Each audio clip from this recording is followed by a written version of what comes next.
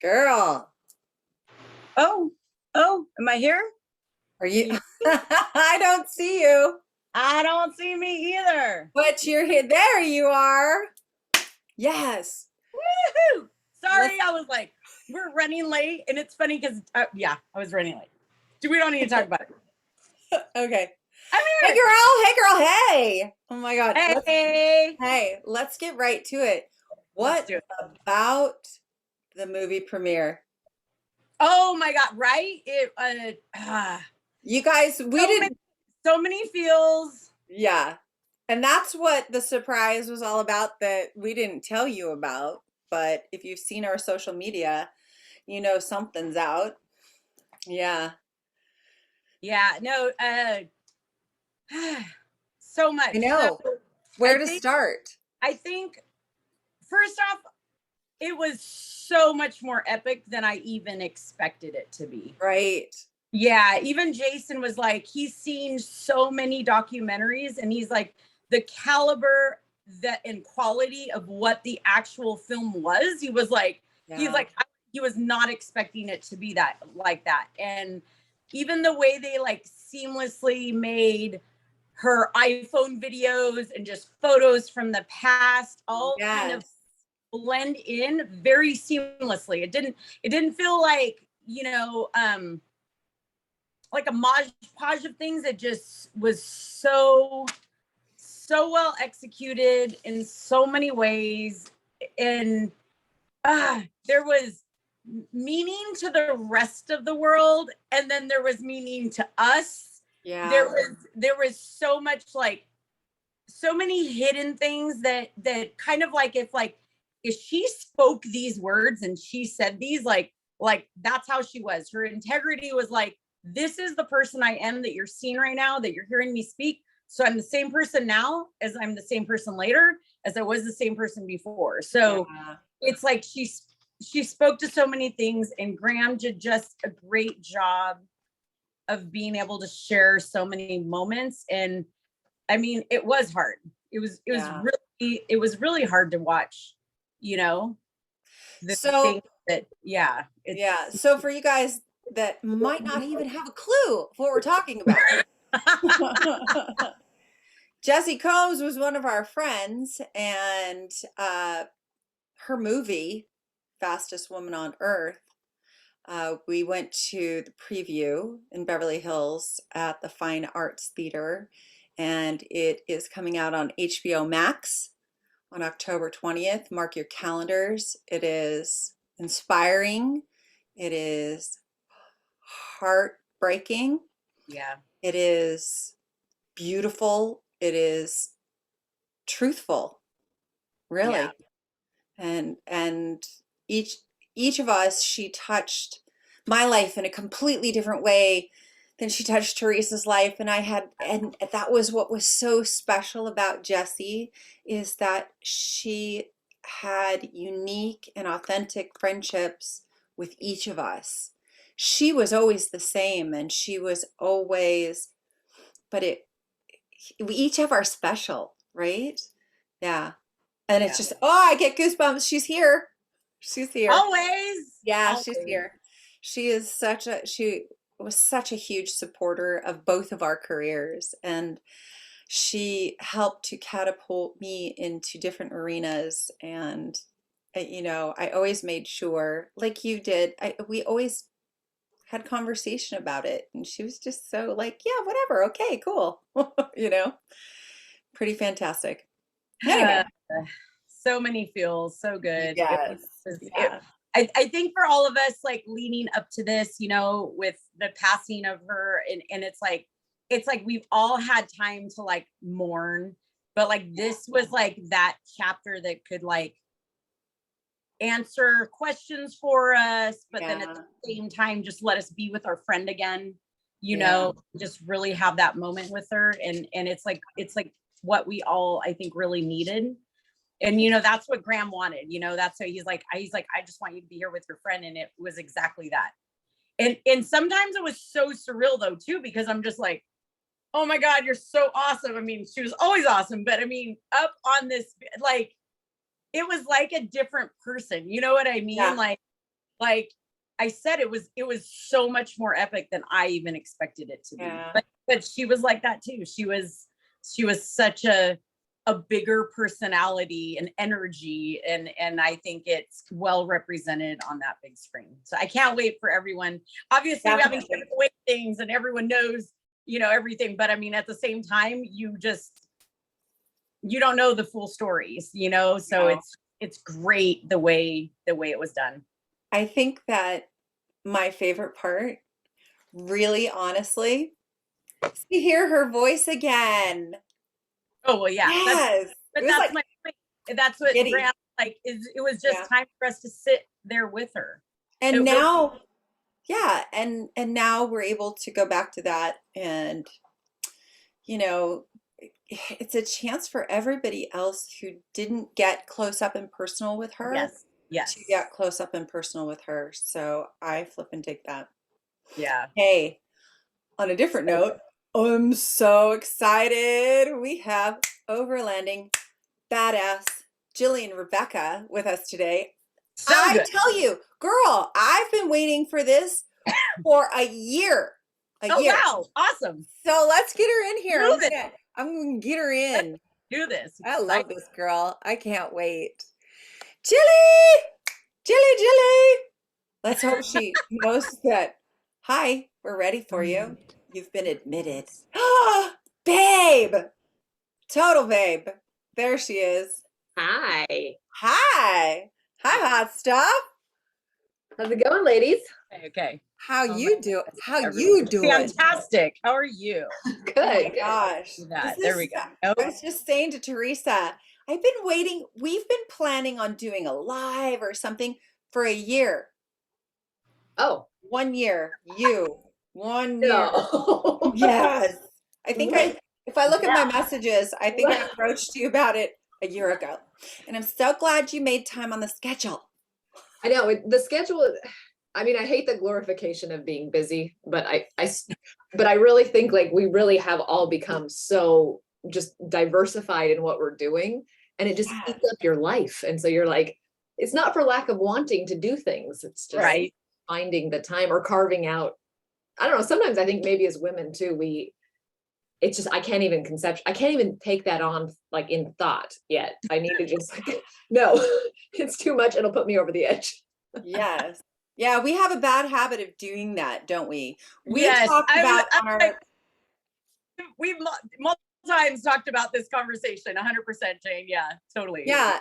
And on our last podcast, which is due to drop tomorrow, it's just us getting together because it had been a while, just and talking about how letting go of certain commitments that aren't serving us,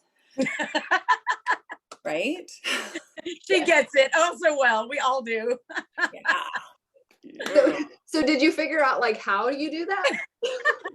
So the walking into the say no is such a hard thing, and that's really like what we were starting to talk about is like we're like saying no is like impossible. I think mostly for women too, and it's just like starting to understand what's serving us properly, and what we really want to say yes to all the time. Although it's not that we want to say no to those things, it's that we have so many other things we want to say yes to. So yeah, the say no thing, so hard. Yeah. And one thing that I understand is, Teresa, you commented on something, what's serving us. And all three of us are in an arena where we serve others.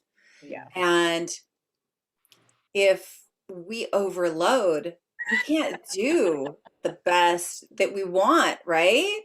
Yep. Yeah. That's like kind of, I think, just the lot in that we as women get, because I do think that there are benefits to, I think genetically we just have some predisposition to seeing things differently, which, typically in a general sense would let us be caretakers. We'd care for children, we'd care for, a family and keep a household. And those are all good things. So I do think that lets us organize and then kind of communicate very special in a very special way. But yeah, it makes the navigation part, because sometimes I look at our male counterparts who are doing something similar and I'm like, how do you just like not care and just like, well, just that's how it is. And if you know that if they're offended, then who cares? And just so flip it. So it appears to be so easily done for them. I don't know if it is, it just appears that way. But I'm always like, oh, okay, I need to adopt some of that because but I think we are always a little bit more attuned to how people are feeling. So which then makes us concerned about saying no, because then it's gonna like, oh, they're gonna think. Yeah, it kind of makes me think I need to ignore some of the text messages. So true. Well, what someone had just recently was like kind of not complaining, but was saying like, yeah, some of the bigger names in the industry just won't even return messages. Like, you know, I'm trying to reach out, I'm trying to get them on this show, or I'm trying to do this with them, and they just won't even reach out. And I was like, oh, well, that's a bummer. I'm sorry that you feel, you're being ignored. But in part of my mind, I was like, you know what though? They're smartly going, I can only have this much bandwidth. And if you're something extra and you haven't sold me on this being necessary in my life, that's just how it goes. I don't even have time to respond. I'm sure we all wish we could be polite and do that, but like it eats up all your time. Terrible. Yeah. You're so on point. You're so on point. we totally feel you on that. I definitely, I mean, as women, like we have certain emotions, like we're more nurturing. We do want to understand like someone's feelings. And then like you said, to be able to like turn that off, we're like, okay, where is that switch? How do we start to understand what that is and how we can just easily do that without caring about everyone else, you know? Yeah. Well, the reality is though, you're immediately labeled a bitch. I mean, like, are we allowed to do that? Oh yeah. Oh yeah. We're in charge. And I don't, this is not me crying at all, because I think I am a firm, like part of a lot of what I stand for is that I love being a female in a male dominated sport because I am different. And that has given me an amazing platform. I think we're all kind of the same. There are struggles, but it also lets you kind of rise above the rest very, like in certain situations. And it's like, you know what, that's a perk of being a woman for sure. Yes. So I'm not complaining, but it is kind of it's a hard like line to, I don't know, I feel like I'm teetering on it, because it's like if you're too mean, it's like, oh, God, I knew she was a bitch. It's like, no. Well, but don't you even think that sometimes if you answer and the answer isn't appreciated, you're still a bitch? Well, like, why'd you ask?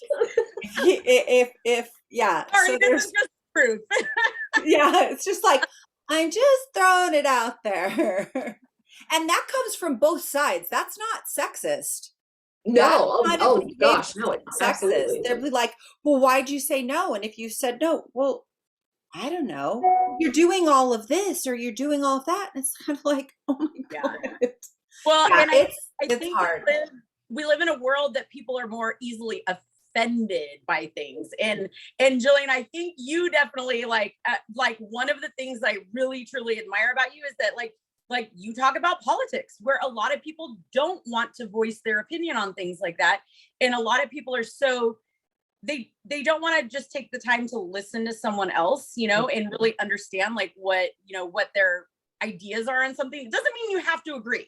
It never means you have to agree with someone, but just being offended, like people get so easily offended by things. And it's like we want to like kind of like tiptoe around sometimes, but it's like, no, we have such a strong voice too, that we need to be heard, you know? And so unfortunately, some of those people might be offended just the way it is. You know, at this point, it's 2022. I'm offending people regardless of what I do. So I figured, yeah, might as well just do it, because it's they get me so, I mean, I can be as sweet and as pie, and it's like, right? Oh, that's offensive. Okay, right? Yeah, well, and I think that, I mean, kind of just the politics things, or taking on cultural like controversy, or taking a position on something. I love to communicate, and I know now at this age that I'm at in life that I am often wrong. So to me, voicing how I feel, which is why I'm such a huge proponent of the free speech. Yeah. I want to put how I feel, what I think about something out there, because I want to hear the opposition. Not because I want to argue, but because I want to know, am I right? Yeah. I honestly want to know, I think I'm right, but I want, like, please bring an argument that I can't refute. And then I get to change my position. And I feel like that if we could somehow impart that to society, and I do think kind of the move towards podcasts are like a desperate attempt to create that.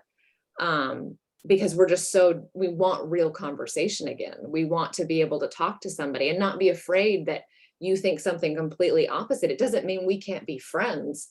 I want to be like, no, argue with me in a friendly way. Tell me why I'm an idiot, because I want to think about that and be like, oh, I don't want to be an idiot, you know?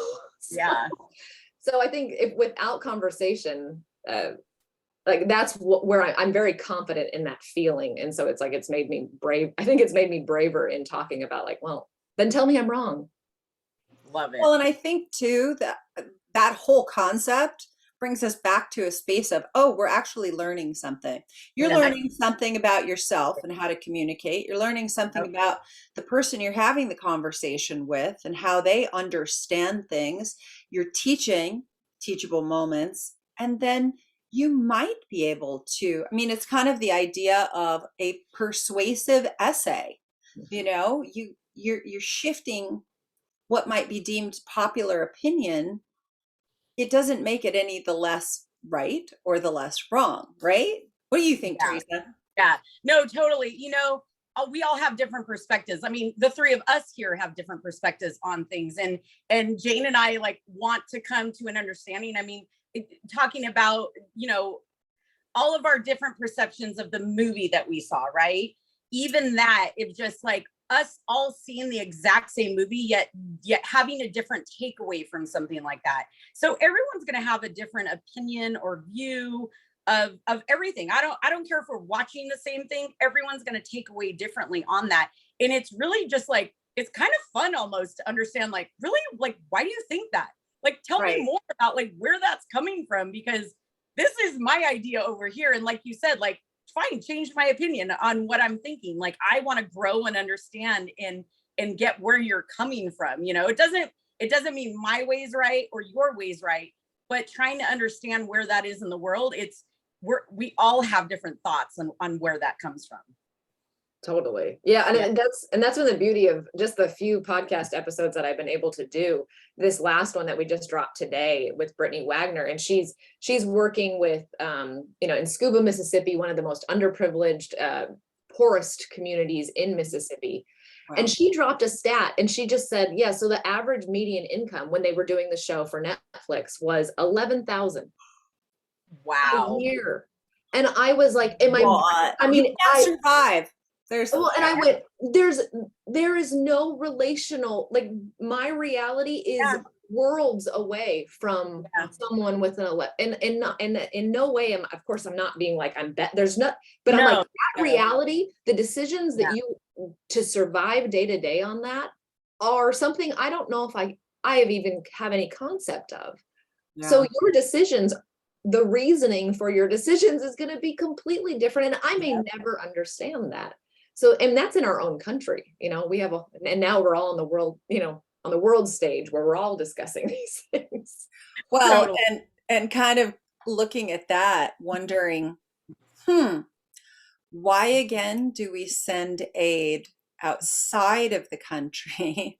You want to talk about this? When we've got this kid at home.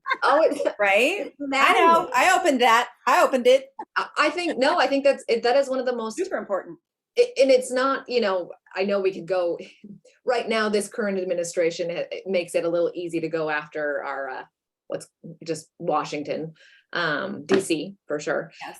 But I think, you know, it's not, I think this period of time that we're all in, we're really starting to realize what our government has been up to. And that extends well beyond our current administration. Oh, So a little bit of a reality check on what's been happening, what we've allowed as a country. But yeah, we are suffering here. I mean, the fact that like simultaneously we're watching like houses in Florida be washed away by Ian, that by that hurricane. And then we're like literally sending millions of dollars out of the country.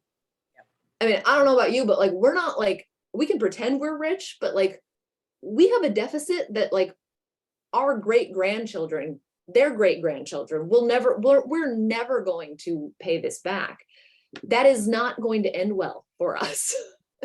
So just the responsibility for the future of like generations of our own children. It's, yeah, I don't know. I mean, it's all political. It's also, they can keep lining their pockets. They've all got contracts to make money. So money's got to keep going out of the country. And oftentimes people Yeah. don't contribute and participate at the local level where it all starts. Totally. Yeah. Oh, Yeah. No, that's the biggest. You gotta know who your mayor is. You gotta know who your city council members are. You gotta, you know, if you got kids, I don't know how you don't know who's sitting on your school boards. I don't like those. That's the local responsibility. And I know we're all guilty of not doing that. I'm not, you know, standing on a soapbox at all, but like, that's where it starts. If you're really outraged, we can't do anything about Washington, D.C. We can't do anything about Biden and the long list of people up there. Unfortunately, it's both sides of the aisle now. There's not a, you know, it's not one versus the other for me anymore. I've been an independent for 11 years. I want to hear the topics. I want to hear both sides. And it's just wild. It's like, is there an ally in DC at all for us anymore? I don't know. sure. I mean, you can even see it now. I mean, the political climate is changing as where people are switching parties, kind of like what you're saying, like you're independent, because people aren't aligning, like the values are changing of what the parties are saying that they were. Like, you know, I mean, 200 years ago, right? Right? No, totally. And let's look at those Democrats. Sorry. Yeah, because it actually like it shifted. Like that. I'm not making this shit up. No, it's history. It's history. History. Yeah. Yeah. Sorry. Totally. So it constantly changes. Obviously, I think we're in a time right now where we're gonna see a lot of that change happen. I hope that it doesn't get too emotional, because that's where you see it go towards. And it's like, you know, the irrationality of things. And it's like, you know, let's stick to facts and morals and values and things like that. And like you said, it's us just really knowing like all the local people and stuff. And that's why even, you know, and I'm sure you're the same way, Jillian, like you go out into the community, just like your podcast, we're trying to voice and get out there and support others and really make a difference in inner circles like that, because we know that, you know, eventually, you know, that's the one ring that just goes out eventually. And so it has to start with all of us, you know, it has to start somewhere with that, because like you said, we can't really just straight affect, you know, DC or something like that, but we can start to affect small inner circles, you know, within our community for sure. Yeah.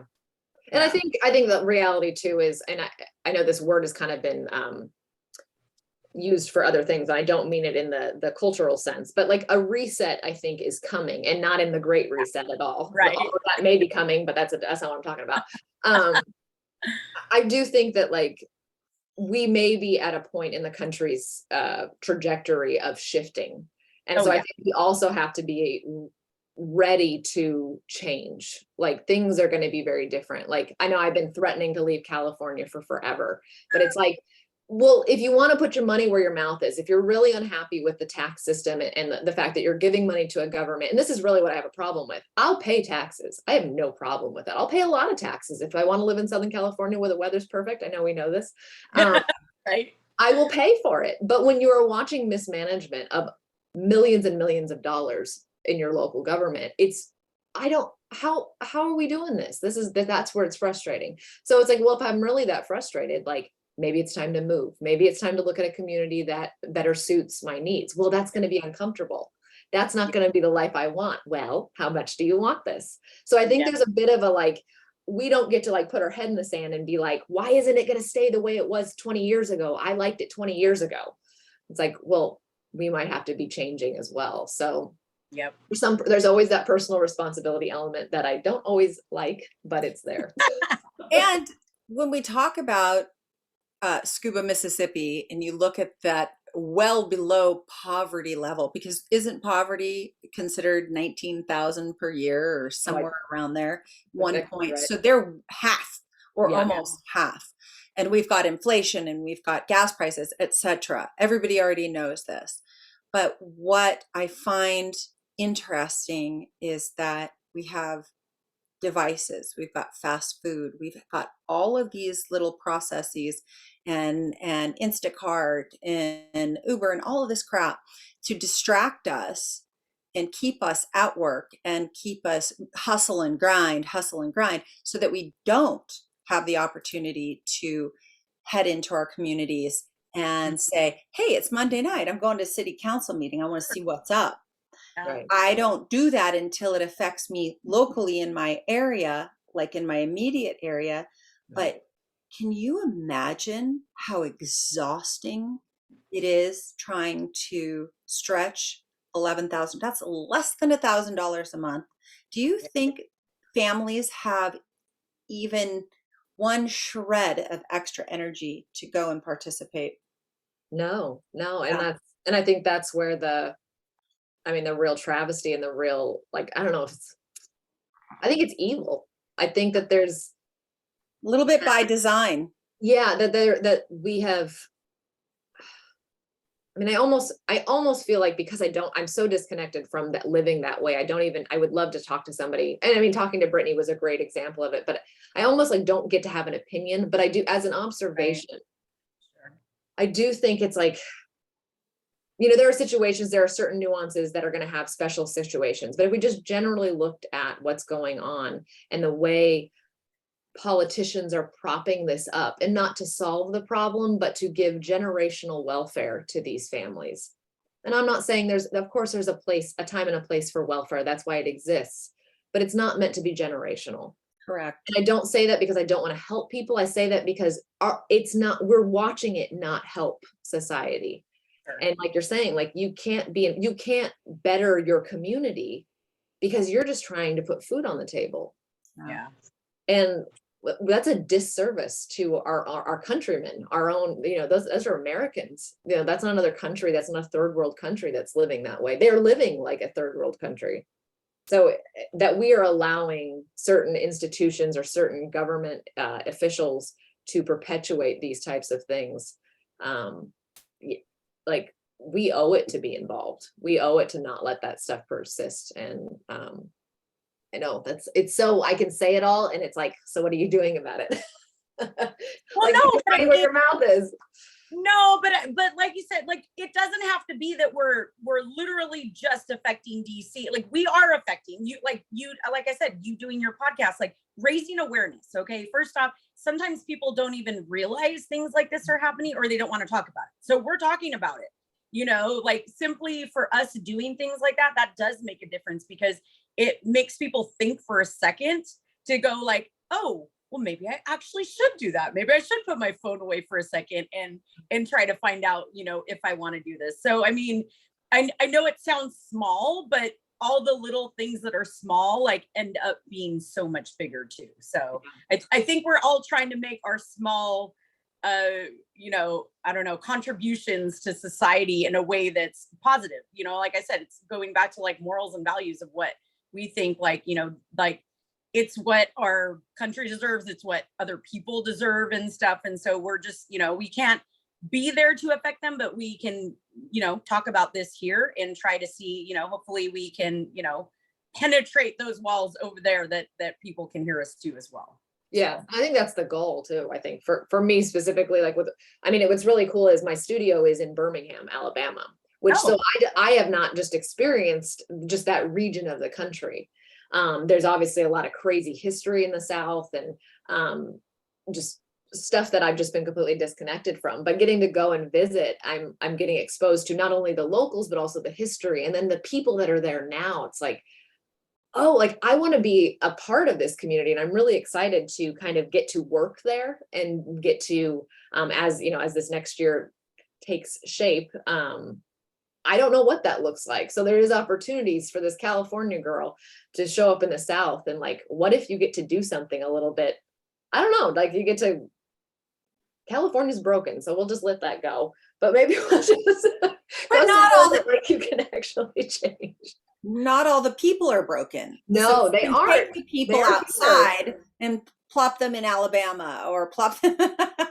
I think to if there's help. going to be a rebirth of like new communities, you know, people are going to be starting to move out and take the things that we've learned and kind of the decimation of what we loved about Southern California, what we loved about this state. And I don't know, maybe that'll ignite a fire of going, okay, I'm going to move somewhere else, but I'm not going to let that happen again. I'm not going to be so distracted that my government gets out of control and then I can't do anything. You know, we're just watching it like kind of, it's just, okay, it's like that train to nowhere in the middle of the desert that we've got. Sorry. Okay, speaking of the desert. We can talk about off-road stuff. Yeah, let's totally. talk about off-road stuff. Right. And just start with, hey, thanks guys for listening this long. Sorry. That's okay. You know what? No. We all added. We need to talk about, really. Yeah. But we definitely want to know all the other stuff too. Come on. Yeah. So, hey, Jillian. Hi, how's it going? Hi. Why don't you just like introduce yourself? Who is this person? I'm Besides- such a badass. Yeah, I was just gonna say, besides this badass babe, y'all, we know her. Well, thank you. I'm just a girl. No, well, I don't really feel, I mean, I will. So my name is Jillian Rebekah. And to my own horror, I believe I am an Instagrammer. I am an influencer on the social media world platform. Yes. Not by intent. Didn't go after that by any means. I really fell into what we're doing. So years ago, finally got enough money in the bank account where I could choose the vehicle I wanted for the first time in life. And I knew I wanted a truck because I'd always had just like a vehicle that I could get groceries with and like had good fuel economy. But now it was like, no, I want a truck because I want to like adventure. I want to go out and like discover things in the dirt and go off on those roads when you're driving down the highway and you're like, where does that road go? I wanted to explore that. So got a Tacoma and thought like, great, now I can go explore and like that work is done. And now it's all about adventure.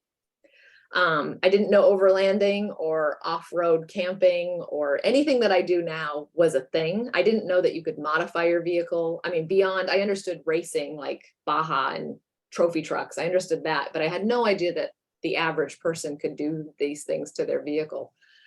So I very quickly learned, put some stuff on social media and it just exploded.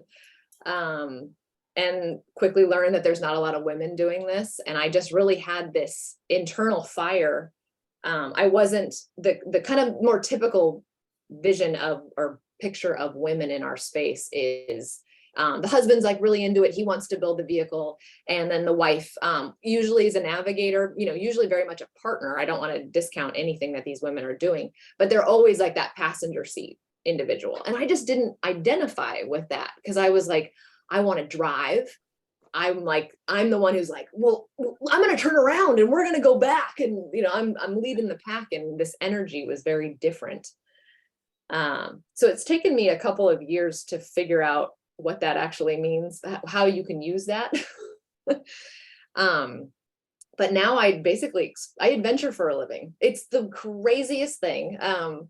So with the success of social media and then just working with really great companies, I now have maneuvered into a position where I get to travel with my truck or my motorcycle or whatever and meet up either with other women or go to events or just travel for my own thing. And it's really just, I've kind of become I perpetuate this lifestyle of adventure and just exploring places that just are off the beaten path. I don't want to go to a place that everyone goes to. I want to see things and experience things and have the crap scared out of me on a regular basis. That's kind of what I do.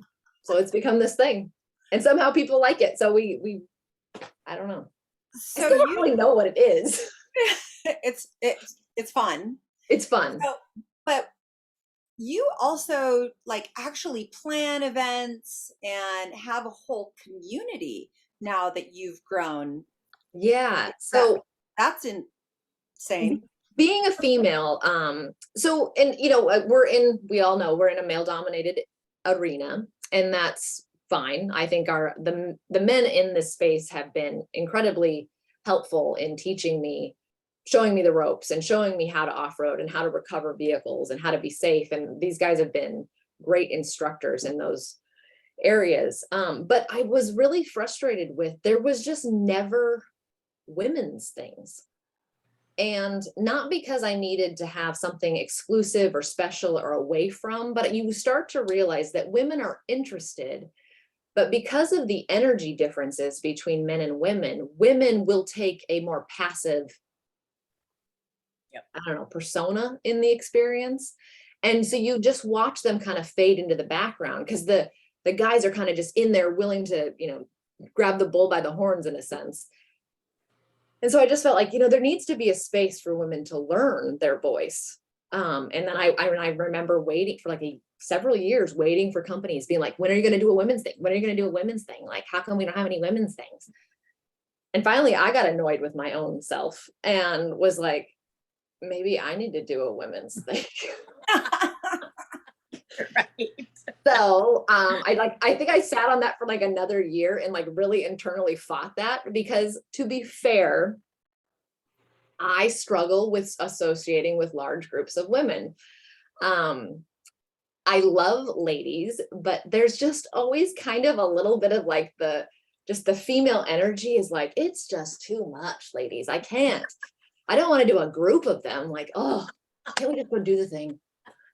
I love it. I love it. I think that really the only women who understand this are us. Yeah. Well, and it depends on the females that you're around, where that energy changes like that, because it's like we're all the girls that were like hanging out in the garage with the dudes, because that's what was fun, because we're like, okay, I don't want to talk about all the drama and stuff like that, so yes, it all depends on or who those women are, but yes. Right. And so when you open it up to a community of like, I'm not handpicking these women. If I'm going to open it up, like, I don't know who I'm getting. Like, oh I know. gosh, like, what if it's terrible? Right. So, but I finally just kind of bit the bullet, and I started it before 2020, and then 2020 obviously destroyed every plan we ever could possibly have. And then literally out of the frustration of what happened in 2020 and being told I couldn't do anything, or when I would go camping, people are like, it's unsafe to go camping. And I'm like, oh, the great outdoors are unsafe? Like, you get COVID from the trees? Anyway. Right. But on the heels of that, I really kind of came out of 2020 like, screw that. Like, I'm going to do this thing. And I was like, I'm going to do 10 public events where we open it up to the community, and I'm going to do these 10 events, and we're going to go all over the country. I'm going to travel, and we're going to meet people everywhere, women. Yeah. So I did that in 2021, started Ladies Night Camp Out, and we open it up through social media, and we usually take up a roster of about 10. It's really just camping. It's really just a social, like, hey, I'm going to give you a spot on the map. Maybe we'll trail to it. Maybe it'll just be an easy road, but it really just puts us all in a remote spot where we all get to camp and socialize. Women love to talk more than I like to sometimes, but the beautiful thing is I've watched this group of women that is now, I think we're about 60, 65 strong. And then they've got girls that just come back to every event I do, they're trying to make it. So it's become this community of women that now plans their own trips together. I watch them on social media. They're inviting women I don't know. They're spearheading things, because I think by watching me do it, they realized it's not that difficult, because it really isn't. So it's very small. It's not like a huge movement by any means, but it's really, really fun to watch them be actually empowered.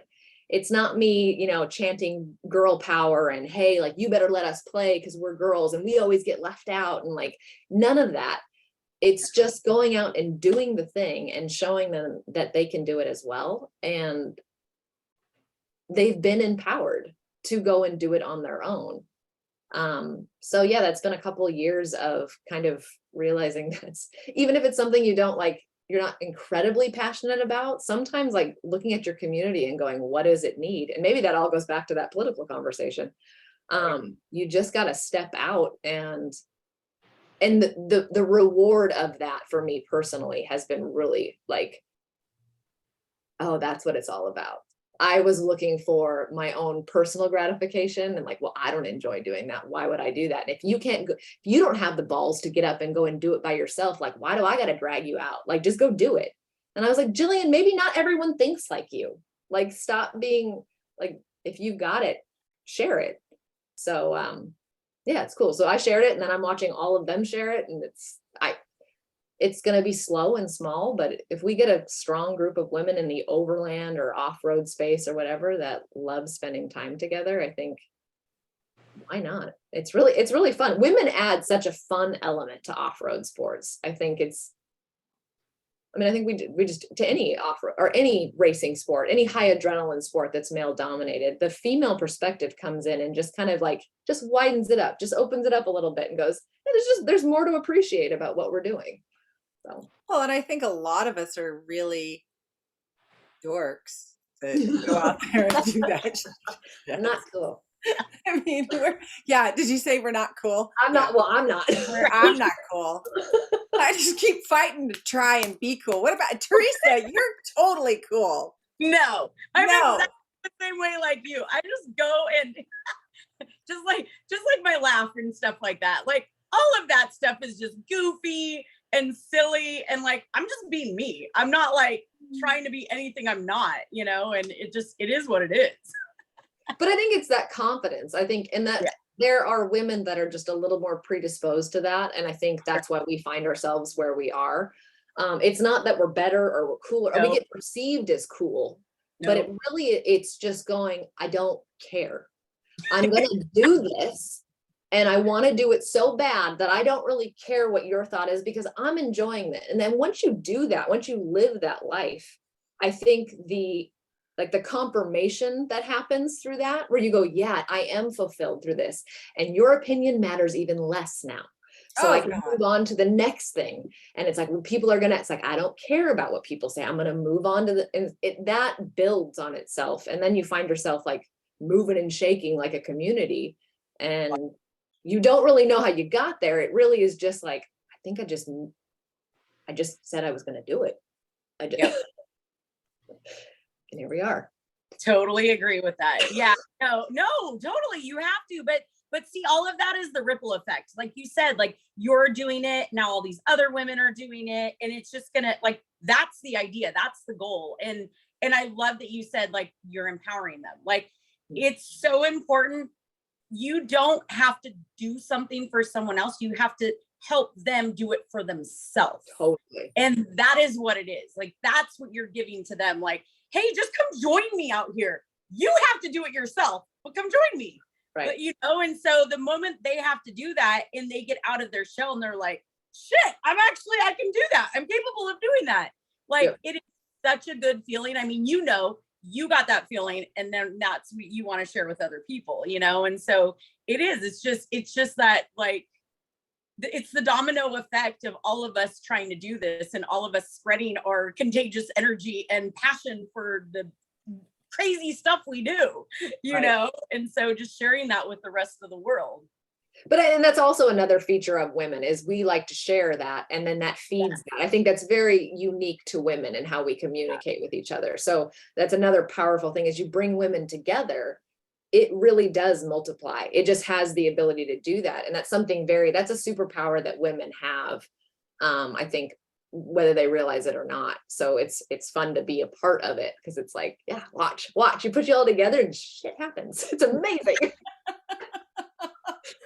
Amen to that. And I remember, you know, I've thought about this since kind of being in a different arena than I was 10 years ago.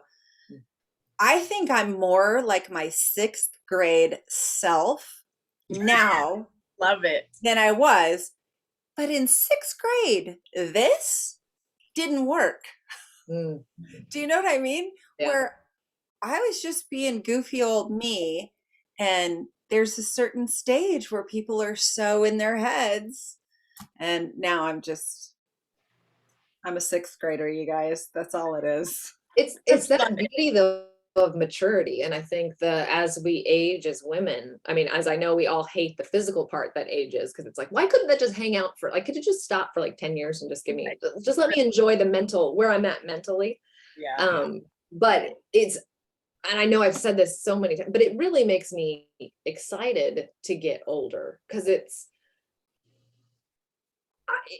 encouraging. Like, if this has been the growth that I've felt to this point, well, then now, my 40s and my 50s and my 60s, okay, bring it on. Like, I probably won't be able to do the exact same thing I'm doing, but it's going to look different. And in 30 years, I'm going to want to do something different anyway. So I'm excited for like kind of that mental growth that's coming.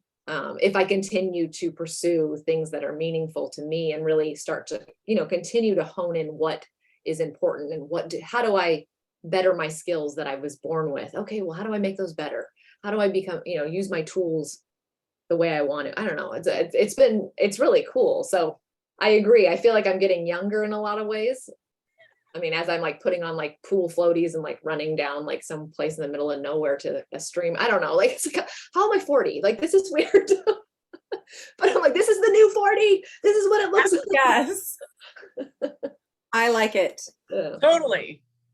Oh my gosh. So tell us a little bit also. I love sorry, all over the map. No, it's I not love you, Jillian. Jane and I are always like this. Like, we just want to know what's going on, and we want to like capture the moment of us. Like, we don't want to like detract from all of the like when we like go deep, we just keep going sometimes. I just think we vibe too well, so we don't really rely on the classic interview. We just like, No. Perfect. No, I'm just gonna go like this. Perfect. So tell us about your podcast. Okay. Well, No, I think it was a good segue because it works. Well, the podcast has really been born out of the campfires that have been so consistent in my life for the last 6 to 7 years, with kind of learning and experiencing the overland off-road thing. I mean, I don't know, countless times sitting around the fire with friends or with new friends, and just having these incredible moments where someone says something and it starts these like, sometimes they can be real out there. Or sometimes they're just real practical, and you're finding these commonalities with each other and these ideas that you hadn't, just because your life experience didn't bring you there, but now you get to hear it someone else. So I've fallen in love with the conversation with new people, and that's, shown up in different ways, whether it be in exploring and, going different places, going to towns, wanting to talk to the man behind the counter and, find out that he's lived here since he was 4. And it's like, all right, well, you're 78. So tell me your story, and loving that. And then just getting this opportunity. I work with Storyteller Network on a few different projects, but in the midst of all the other planning for the projects we've been doing this last year, they were like, you want to do a podcast? And I initially was like, yeah, that would be great. And I just thought we'd, turn my phone on, I'd sit across the table from somebody and we'd record a podcast. And that's how it's done. And then I fell into like this podcast show that I've created with them.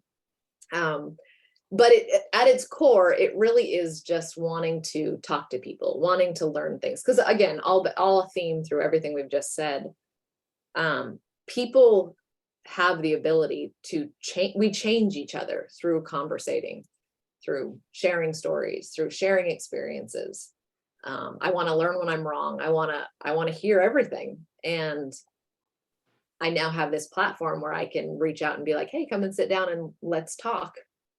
It's allowed me to reach out to people I don't know. I think that's what it's been really fun, is I can just talk to, I mean, until Tulsi Gabbard just like put herself completely on the map yesterday. Like, I mean, like, she was on my list and I'm like, well, she just got put up there with Joe Rogan now. Like, I'll never talk to these people, but why not? But I want to, like, because you put them up there. They're on the paper. They're on there just in case. Yeah. But like someone like that, who's just kind of starting to navigate in such a big way, in such a way that we're just like watching, like, oh my gosh, this is the beginning of something for her. Having a platform where you can be like, let's sit down and talk, because I find it interesting and I want to share that with everybody else. And I mean, as you can tell, I like to talk. So it just seems like a great fit. Perfect. This is like the trifecta of chat. No, this is going great. And even Jane and I, like, at first, like she said, she's like, we're actually getting better. We're not talking over each other because we always get so excited. We're like, oh my gosh, this, and it's like constant. We just love it. We just get so excited. And I love, right there, right on cue. No, I was just gonna mention really quick because of the campfire thing. Because Jane too, like there's something so special about those moments, like campfires are so magical. There's the conversation, I mean, the environment. I mean, you're talking about like the perfect ambiance, the perfect, like you could not get, I don't know, just anything better. The stars, you feel like it's just you in the world, and you're having these conversations and it's just like, you're just in that moment. There's really nothing else happening. And it's just, they're so special. So I totally get what you're talking about there. It's just, they're insane. They're so great. Well, I mean, I think in a world where we're so distracted with devices and technology, and obviously we know that there are many positive things attached to those. I mean, most of it gets us to the campfire, right? I mean, we have, there's a great relationship with it. But when you sit around the fire, it's very primal in a sense. It's very, it simplifies everything. The playing field is leveled. We can't really even see each other in the typical way as we would in daylight. The phones are typically gone and we're just sitting there staring. We're all staring at the same thing, experiencing the same environment. And maybe we even had a tough day, whether it was out in the desert racing or if it was on the trail and someone had a flat, and like the chaos that ensues around those events. That's so bonding. And I think as humans, we crave that, whether we can identify that or not. We crave that type of connectivity with each other. And that's found in the conversations around the fire. And so if you can somehow, and I think that's why we're all kind of like, we want to talk, we want long form podcasts where we can sit and have a conversation and just really interact with each other. Because it does connect us. And then it's hard to hate each other when you're connected, I mean, that's really what it is. Like, we're so easily like, it's my side against that side. That's how society looks now. And the only way to combat that, I think, is really just to continue to communicate with each other, because it's hard to go after someone when you've heard their stories and you know them a little bit. And then I think it's how we fix everything, guys. I think that's what it is. Right? Campfires and sitting around the campfire, regaling the day, right? Whether, like you said, like the flat tire, I'm reminded of, and Teresa, I've talked to you about this, the idea of fish tails, guy went out fishing and he caught a fish this long, right?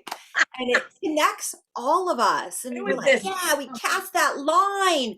And it was like so hard. And I pulled. And it was a 45-minute, thing. It took place in 5 minutes or less. But, I mean, it's that kind of stuff that, like you said, it connects us. It connects us from our hearts and our minds. And yeah, you can't be pissed off at the person, plus you're having s'mores. Come on. Yeah, there's just so many good things happening.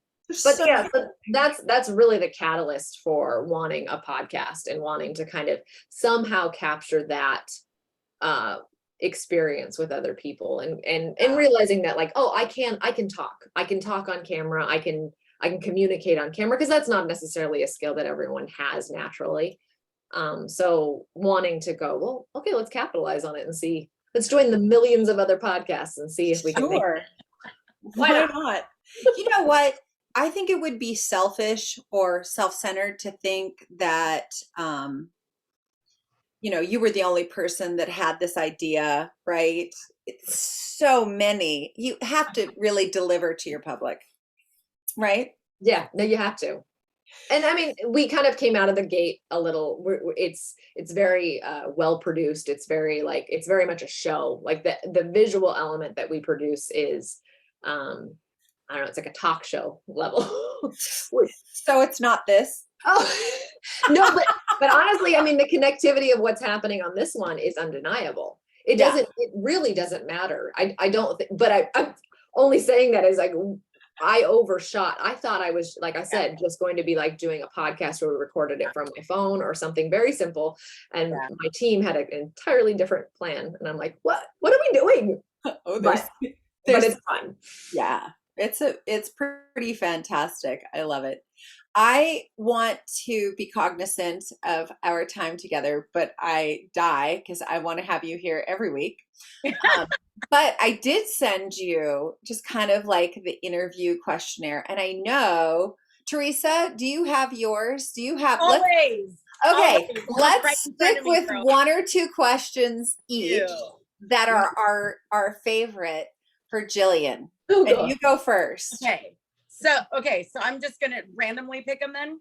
Yeah, Okay. whatever you want, but you only get 2. 2 shots. Okay. babe. Okay, so Jillian, what is your biggest inspiration then? So like early on in life, maybe, and then now as well.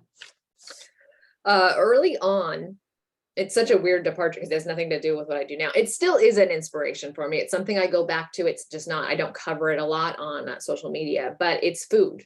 It's creating food. And I've always loved creating beautiful food. It still has to be edible, but I've been told like, oh, you should do food styling, which is like magazine art and all that stuff. But I'm like, no, I still want it to be very edible.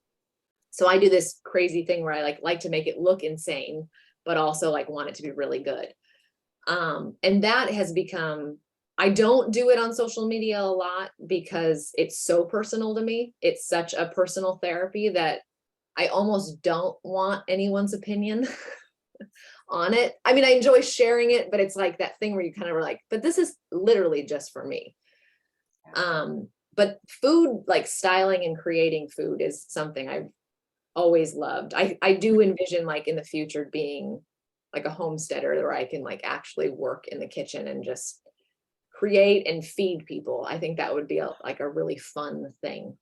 So it's a very strange fantasy to have in my later years. Oh, but that's awesome. I I want to cook and feed people. I want an invite. I know. I'm there. I mean, that's Okay.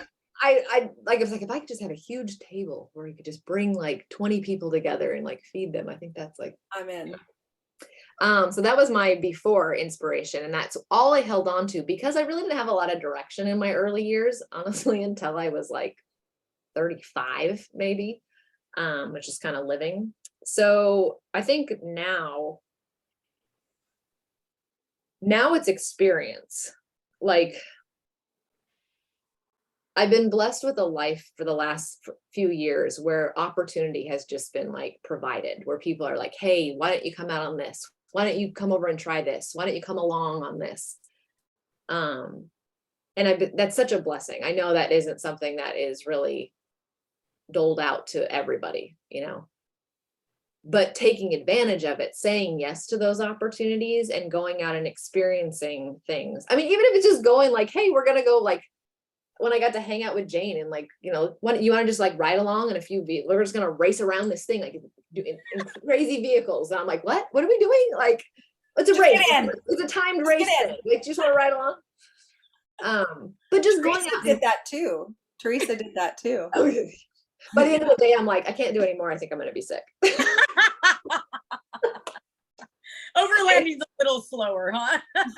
Just those turns, all those like, I mean, I don't know if there's G forces, but it was like being a passenger. There are. It was great. I loved it, but I was like, oh, I can only do a day of this.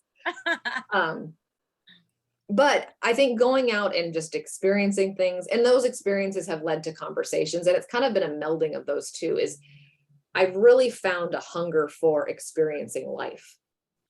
through the last couple of years and the opportunities that have been provided to me. And I think that also like fuels the ability to stay on social media, because I think there is such a toxicity to social media now. But I've really tried to keep it balanced in my mind as best I can, that my life is very different. And so if I can somewhat share the energy and the excitement and the experience of what I'm doing with other people, then there's some benefit to it. I'm not here to like puff myself up or to get more followers. But anyway, so that's the inspiration, is I think just going out and experiencing life. And it's not cyclical. Like it builds on itself. Like once you've started that, like, I mean, I can't wait to get home when I'm exhausted out on a project, but then like give me 3 days and I'm like, oh, so when are we going out again? So that's the phase of life I'm in right now. We'll see. Love it. Such a great answer. I love that you said you hunger for experience. So I was like, see, it's like you're melding the two together. Yeah. But you know what's funny is I do remember you at very early on too, posting a lot of your food too, when you say that. And that's a great way. I mean, it brings people together. It's the same kind of thing like you're talking about, like a campfire, like food brings people together. So yeah, same type of thing. Totally love that answer. You can see, it's interesting as we get older, as you can see like the little like high points of like, oh, it all kind of makes sense. I was moving towards that. I just had no concept of, you just can't see it while you're in it. Yeah.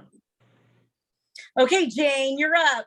Okay, favorite memory from your career, this career now, besides the day that I made you almost sick in my car. I mean, really. The memory one's hard. You're older now. That's the thing. There's been a lot. I mean, I hate to talk about it again, but I do think my favorite memory. So last year we did at the end of doing 10 ladies night campouts, we did a Christmas party. And it was another thing I did kind of begrudgingly. I had a girlfriend who was like, let's do a Christmas party. And I'm like, that sounds terrible. And she's like, I'll help. And I'm like, okay, we'll do it if you help. So we did this thing and like 30 women showed up in the desert, and we just, I mean, it was like ugly sweater and decorate your vehicle and elephant or white elephant presents. And we found a hot spring, and, you know, at 11 o'clock at night, we hiked over to this hot spring in the pitch black desert. And I mean, just this whole thing. But they brought me to like actual tears at the end of it, because they all kind of around the campfire were talking about like the impact it had made. And it was the impact of each other. It wasn't like me. It was the impact of just them experiencing it. And like, oh, I rode in with this person, and yesterday we did this, and I got to meet this person. And that was really cool. I think that I've got this thing this ladies night camp out thing that I sometimes don't want to do, but life just kind of continues to like remind me, like hit me in the face, like, no, this is what we're doing because it's important. And I'm like, but I don't want to, I want to do what I want to do.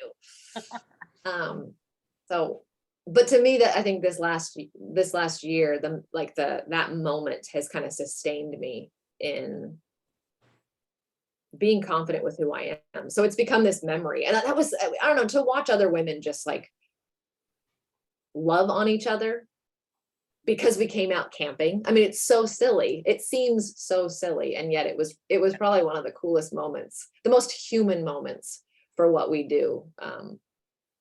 And yeah, so I think that'll always be a memory that I've got. That's amazing, because you think about it, you once again were around a campfire. Yeah. It's very primal, right? Not a lot of things.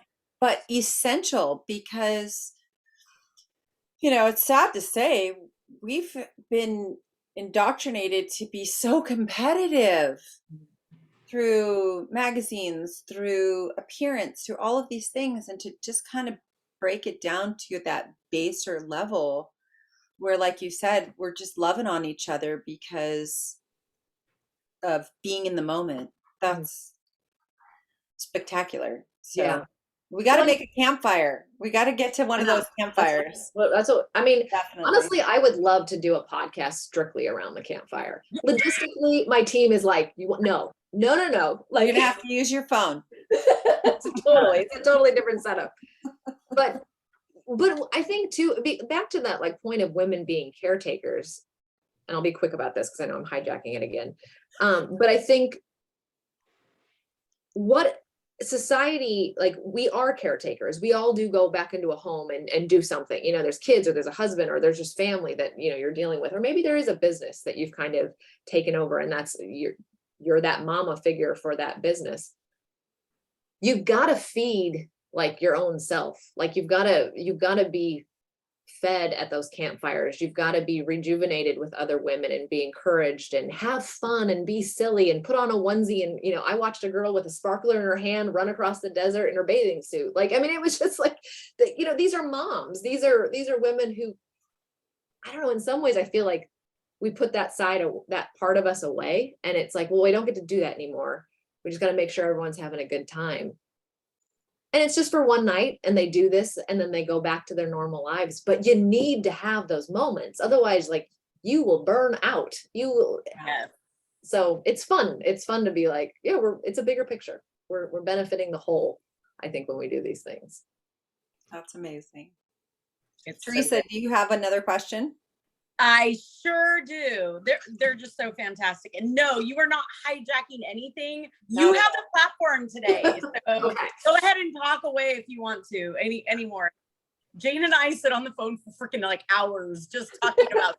And we're like, oh my gosh, I have to go. I'm so sorry. Bye. So we always do like that. Okay. Yep. I want to do bucket list item. What's that top of your priority? And I love that you said like Joe Rogan and people like that, like, put it on there, girl. We're behind you. You got this. So we want to hear what your highest one is. I mean, that put it on there. I had a girlfriend who every year does like a vision board and she makes her vision boards happen every year. Every year. It's unbelievable. And they seem crazy and she always does them. And I find that so inspirational. So yeah, you got to just put it up there. Bucket list for me, I think there's always been a romantic idea behind Baja and trophy trucks. And somehow I've found you guys don't know anything about what I'm talking about. But please. They're just so expensive. Oh yeah. Oh yeah. But if we're talking bucket list, I think it would be so fun. I mean, a ride along would be fantastic, but I think the true bucket list would be to get some significant training and really try it, really go and like experience it at a level, you know, the ups and the downs and I don't ever want to do this again. And, you know, all of that. I think that would be really, really fun. And I've never felt like that was something you could really dream about, but this life has handed me so many crazy things that like I would have never thought this was possible. Or like sometimes I look at Stacy, one of my girlfriends, and I'm like, this is our life. This is what's happening right now. So why not throw it up on the board and see if that happens? So the trophy truck is always so like that goal. I have a question for you along this same line. Okay. It's more of a statement. I have a movie that gets me pumped up for racing. Okay. And it's like for bigger events, and it used to be for dirt bike riding. And maybe you've seen that little movie by Dana Brown called Dust to Glory. I've seen it 50, 60 times. Worn it out. Worn the DVD out. Oh, I hear you. And I remember seeing Dust to Glory 2 with Charlene Bauer at SEMA how many years ago when it came out, and thinking, in the parking lot. I don't care. It's that one moment in time that said, put me in the powder puff class. I will relay this. I want one. Yeah. So I'm with you. I support this. Oh, Teresa, yeah. Show of hands. So I'm 100% backing you on All that. right. Well, then I gotta figure this Do out. we need just I'm all one about more co-driver. You can drive. I don't even care. We'll figure that out. I'm not worried. So I have to know, Jillian, have you been to Baja though? Otherwise? I have, I've never experienced the race in person. I Okay. mean, as a kid, we would go, and this is what really started it, is as a kid, we would go down to Baja and find some obscure section of track. And Yep. it wasn't the big guys at all. It was probably, 12 hours into the race. So everyone crazy had gone through, but we would like 3 a.m. we would know they were coming through, and we'd sneak down to some wash and hide under a bridge, and we watched the guys come through in the middle of the night. And I just remember being able to be so close to these buggies It's and insane. just being like, that was, and being like 8 years old. And Yeah. first, I know you, both of you understand this, but the first feeling of truly feeling horsepower, Love it. like through your body, and being like immediately addicted. Oh, And it's such a silly thing, and yet it's why motorsports exist. Both It's of why us all are of us like, do it. no, there's nothing silly about it. It's only silly if you ain't done it. So Right. there you go. So, so a little bit of this dream might be kind of a fulfillment of a childhood, like just this watching something like, wow, that was so crazy. I've got to just experience it. But I never thought I would ride a motorcycle. Like, I thought that was kind of something that came and went. I'm a little too old to start riding a motorcycle in the dirt. Like, come on, like you don't need to break something at this age. Like, that's stupid. Sure you do. Titanium is rad. I know, with all the modern conveniences. If I can barely walk by the time I'm 70, I'm like, You've done it right. Yeah. You've done it right. But that's happened, in this last year, where now I've got this bike and I'm out doing this thing, and it's kind of been like, well, why not? So Yeah. Well, Greg, my spouse, raced Baja. So the first time I was like experienced that whole thing, I was 19, and boy, I was like looking and just tripping on, yeah. So there's the scene in Dust to Glory when they let the trophy trucks off the line. That I always am like, volume all the way up, and just like the way they're like skirting around the corners, up on two wheels, and I'm just like, every time. And that's such old footage, and the trucks do even crazier things now, with crazier drivers. So it's but there's better equipment. The equipment has gotten even better. Yeah. The only thing that I can say, and Teresa knows this actually firsthand, is the excitement of King of the Hammers and certain, like, logistically putting yourself in certain spots and watching the desert run that 125 miles an hour, Teresa? So Yeah. did you Wide open. You were behind, like, in the cab, right? For Teresa. Oh, I was co-driver with Jesse. You were Yes. co-driver. That's right. Okay. Yeah. Yeah, I thought I remember it. So Great. I've only experienced as a bystander or Spectator. spectator. That's what the word is. I help you with the big word. I helps. Yeah. So, and that was a whole, I mean, I always knew that kind of existed, but definitely had never seen people like drive up a waterfall and like, Right. just like, guess that's just what we're going to do. And I'm like, why are we doing this? Because we can. Exactly. Exactly. Isn't that the truth? Or maybe we can't, but we think we figure, can. You figure that out. No, that's what the I can't part comes into, that becomes very clear at night when it's like 11 o'clock at night and there's like 6 vehicles going up the same waterfall at the same time. That's the fun shit. Yeah. That was life-changing. Watching, we went to, was it Chocolate Thunder or Backdoor? I don't know what it was. Both Whatever are one good. it was, at midnight with like 1,000 people standing, and then like, oh no, there's like 20,000 people. There were no rules. Yeah. There were no rules for any of that. If you got stuck, people would just use you as an obstacle to get over it. It was like, it was the wildest thing ever. Uh-huh. I mean, if anyone hasn't done Hammers, you have to go once, at least once. It's chaos, but you have to go. But it's good chaos. It's crazy. It's chaos. And to be at the start line and see them take off and watch that, or to be at the finish line, or to be, I've worked the pits. Oh God. I'm excited. I missed this last year. I want to go this year again. Yeah. It's all good. It's So Teresa, would you go do anything? Would you race again if the opportunity? Oh yeah. Oh, 100%. Yeah.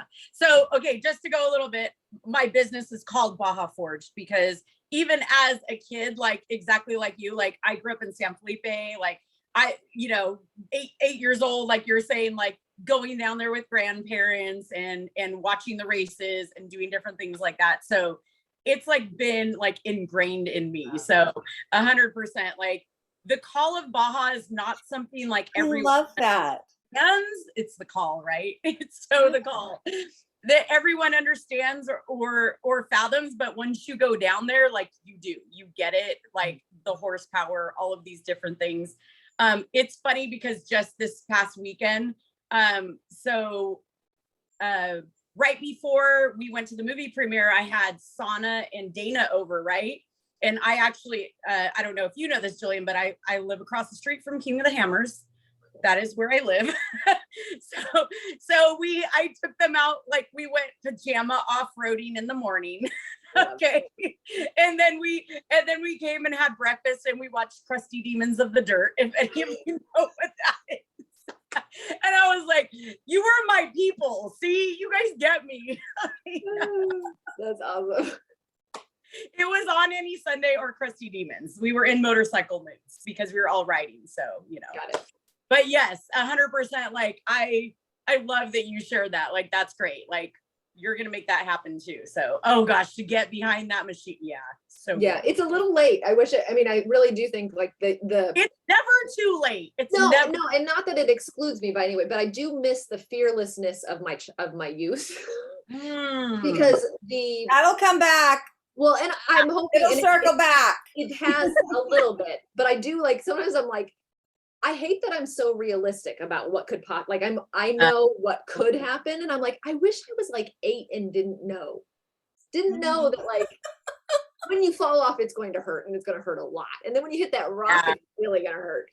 So I was like, I wish I was just ignorant of that stuff, but why not?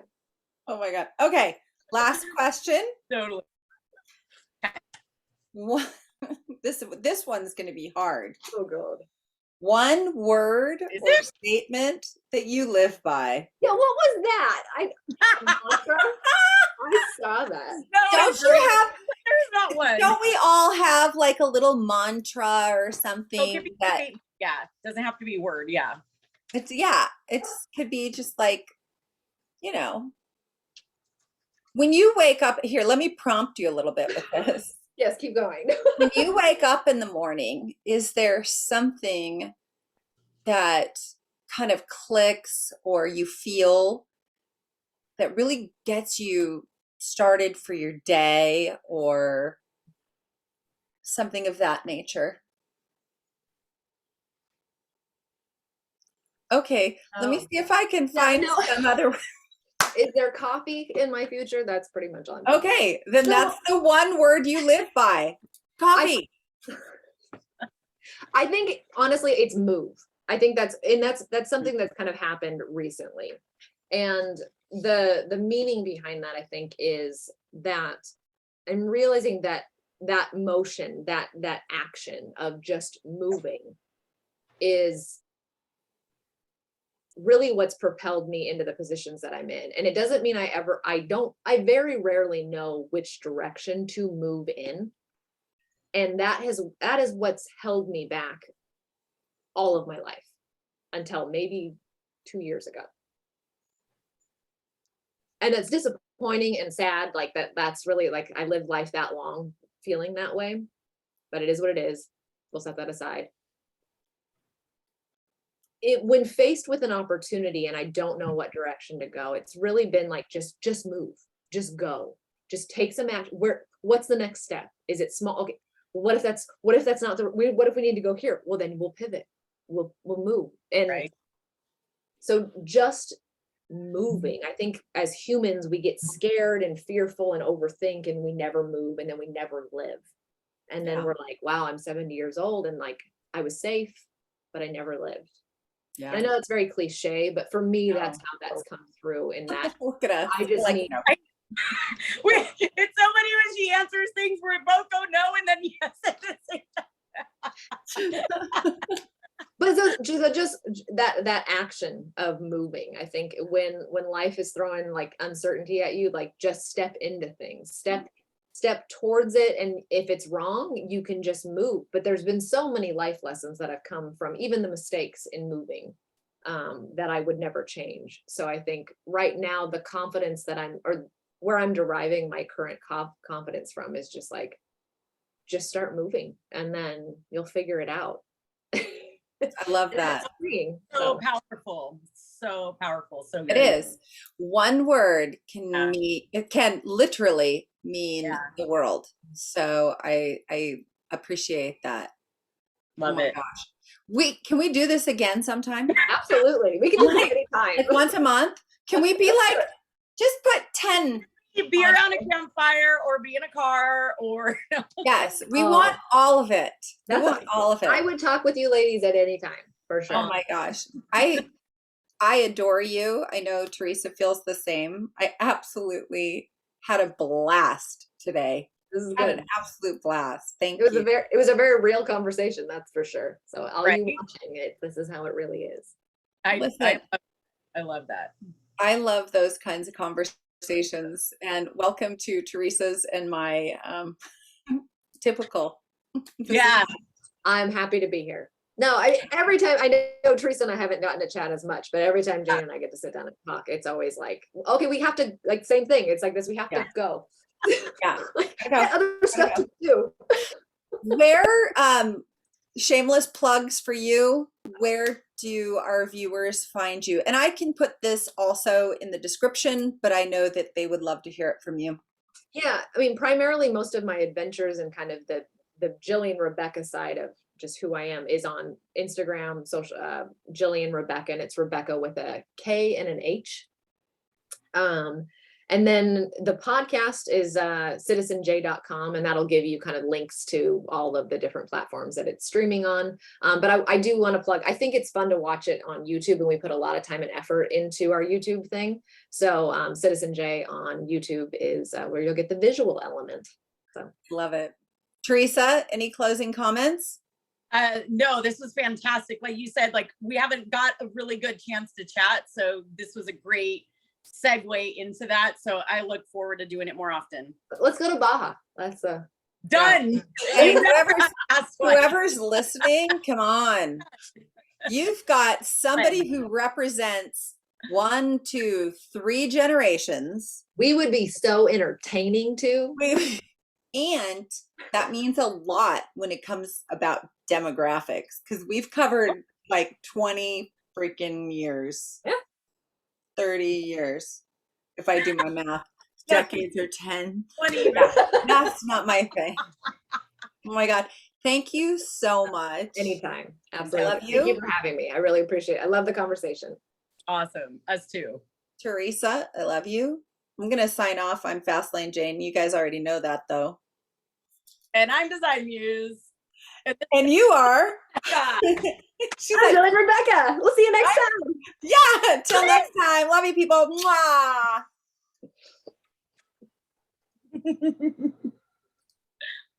Are we frozen?